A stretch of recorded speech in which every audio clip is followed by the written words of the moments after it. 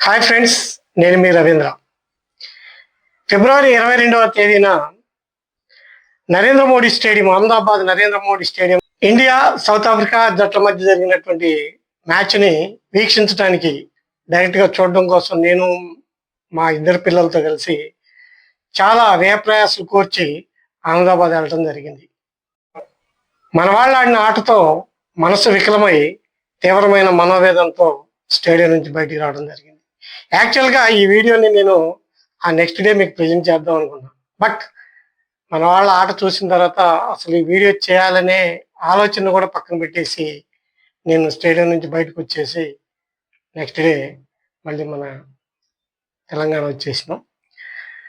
కానీ మన వాళ్ళు బౌన్స్ బ్యాక్ అయ్యి సెమీస్కి రావడంతో మళ్ళీ కొంచెం ఉత్సాహం తెచ్చుకొని ఈ వీడియో చేయాలి, అక్కడ జరిగినటువంటి కొన్ని విషయాలన్నా, అన్నింటినీ కాకపోయినా కొన్ని విషయాలన్నా మీతో పంచుకోవాలని నేను మీ ముందుకు వచ్చాను.